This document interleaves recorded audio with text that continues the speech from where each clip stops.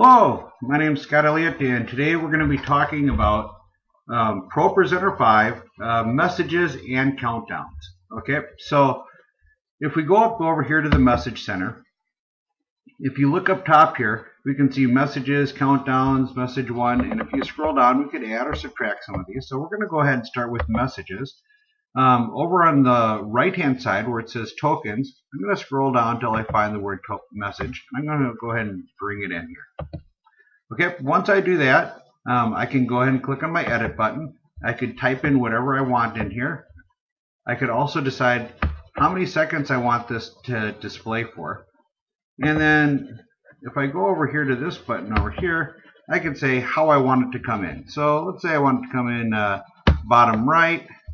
And I'm going to click on done on that, and then I'll go ahead and click on my edit button again, and then you'll notice my template right here. The template right now is blank, and so because there's nothing in there, if I go ahead and show my message, I can see it automatically is coming in bottom right, and it shows what I put on here for how many seconds on here.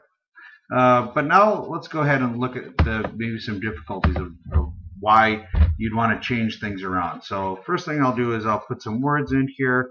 I'll put a kind of a moving template. We'll drag that up in here.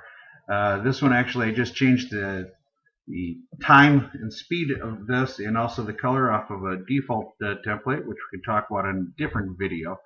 But let's go back over here and we'll go to our message and we'll go ahead and click on it. And you'll notice, well, that is really ugly. I can't see what's going on. It's distracted to church, and it just would not work. So if I go back to my templates right here, and I go down, I could say I want maybe the lower third. Maybe I want a candle on here, and then I click on Show Message. And I have it down in the lower half. And so that's how I would go ahead and show my messages. So the same principle we can take into account when we're talking about countdowns. So I'm going to go ahead and click up here and clear this. Okay, and let's go ahead and close this. I'm just going to stretch this out a bit so we can see this a little bit better. And there we go.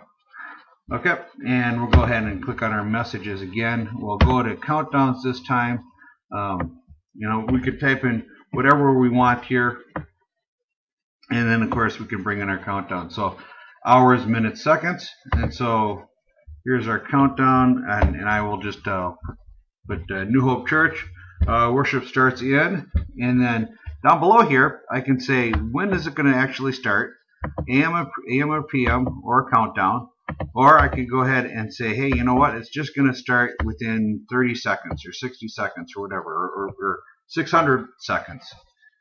So let's see here. According to my time right now, it's 8:13. So if I say this is going to start at 8:14, and I go back to time and I say PM, and I click on Start.